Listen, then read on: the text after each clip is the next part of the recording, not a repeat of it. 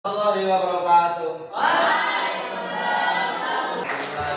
Ini ya, kita pada pagi hari ini masih bisa bertemu kembali dari Senin sebelum teman-teman besok liburan. Jadi pada kali ini izinkan Mas untuk menyampaikan materi bahasa Indonesia mengenai tentang terapi. apa ini? Oke ya, kita berdiri. Pujian. Boleh ya? Kita berdiri dulu. Kita lakukan yang namanya peregangan biar badannya tuh nggak ngelopor banget gitu ya anak-anak. Oke? Kita angkat tangan ke atas, kita goyangkan ke atas. Cerita tuh sebenarnya secara apa ya, secara keseluruhan tentang apa sebenarnya? Nah, Oren, cerita itu kan lebih kayak misalnya Mas punya hubungan baik dengan Rabil.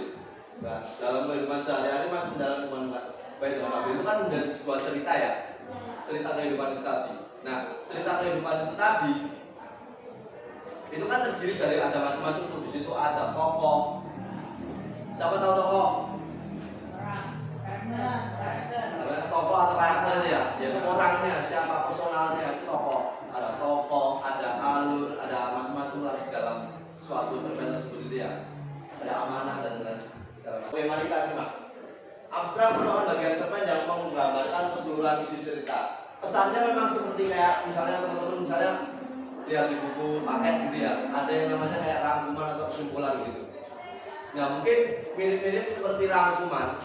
Sebenarnya cerita itu tentang apa, tapi dia lebih spesifik kalau abstrak. Jadi hanya yang inti poin saja. Itu abstrak. Nah, kemudian kita masuk ke bagian yang orientasi. Orientasi itu apa sih teman-teman? Di sekolah ini ada orientasi pengenalan sekolah nggak? Atau apa namanya? MOS ya? Masa orientasi sekolah. Ada. Ada dua, namanya alur maju. Kalau di sini ada alur maju berarti lawannya alur apa? Alur mundur. Nah, kita bahas dulu yang maju ini. Alur maju itu kenapa disebut alur maju? Ada yang tahu? Ada yang tahu nggak? Kenapa? Kenapa apa Rabil? Tahu kemudian masih terus misalnya dari tahun 2000 ceritanya berjalan tahun 2005, 2010, 2015, tahun 2020 sampai sekarang itu alur maju. Oke? Nah, kemudian yang kedua ada yang namanya alur mundur. Kenapa disebut alur mundur? Ada yang tahu? Membahas tentang masa lalu. Ada yang lain? Yang lain? Ya benar kata Rabil.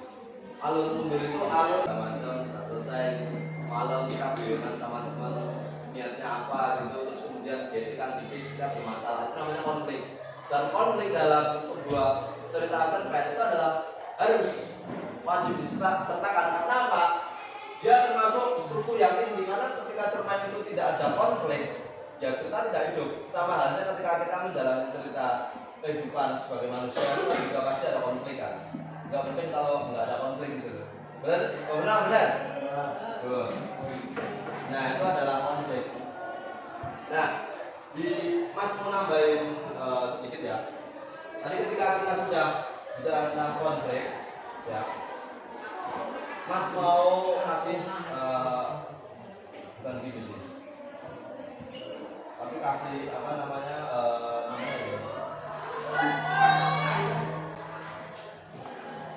Baca nggak? Baca nggak? Baca nggak? Klimaks. Good. Apa itu klimaks? Ini lihat tandanya ini. Ini konflik. Konflik kalau berkepanjangan akan menjadi klimaks. Puncak masalah, benar. Konflik misalnya kita berterus-teruskan ya, kita bicara di kehidupan sehari-hari teman-teman. Nilai itu adalah resolusi. Nah, ada bisa menjalankan resolusi. Tadi Mas bilang konflik, ya itu adalah masalah. Konflik yang kepanjangan sampai menjadi puncak konflik itu klimaks, ya kan? Kalau misalnya udah berantem terus dilerai, itu kan berarti mengakhiri masalahnya, ya kan? Jalan keluar atau pemecahan masalah itu bagian dari resolusi. Ya sama kayak kita menjalani cerita kehidupan sehari-hari kan seperti itu ya. Nah, yang terakhir adalah koda. Nah, dalam cerpen atau dalam kita berbicara kehidupan itu kan pasti ada yang namanya setelah kita dilerai, kita kadang-kadang dibilang sama ustadz gitu kan. Nah, ada yang namanya tentang kesimpulan, ya kan? Misalnya kalian udah habis berantem itu dilerai ustadz, kalian ngapain seperti itu? Sebenarnya itu nggak penting-penting amat kan? Kayak kesannya adalah di bagian koda itu kayak amanat gitu loh. Nah, yuk kita nonton video tentang cerita Mani Kundang ya. Misalkan kalian berapa sekali tentang itu Mani Kundang, biar kalian sedikit tahu ceritanya ya. Oke ya? Kita tengok sama-sama.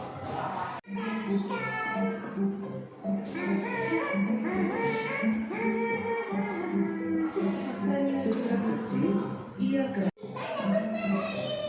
wah hebat, nanti ibu masakan tumis ikan kesukaanmu.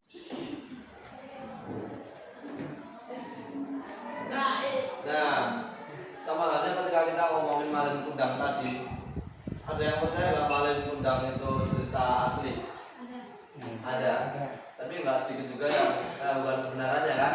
Nah, itu dia makanya Malin Kundang sampai saat ini masih disebut cerita fiktif. Cerpen juga dia ada keterbatasan karakter tokoh, beda dengan novel. Kalau novel itu kan karakternya sangat banyak kan, ada banyak gitu. Tapi kalau cerpen itu ada terbatas karena dia versi lebih kecil daripada novel. Dan yang ketiga alur plotnya yang singkat. Kan cerita Malin ini kan plotnya singkat ya teman-teman. Tadi melibatkan siapa aja Malin, kemudian siapa? Ibunya, kemudian istrinya, nakoda, menurut aja ya sama saudagar tadi ya, pasar ya, cuma itu aja.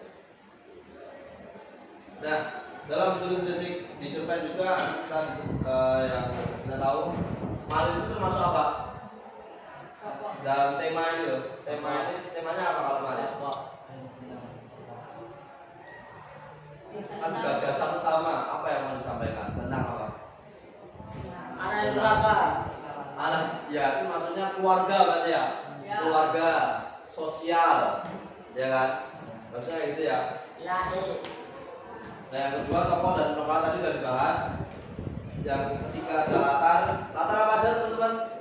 Ada latar apa aja? Gitu. Latar itu ada berapa macam? Waktu,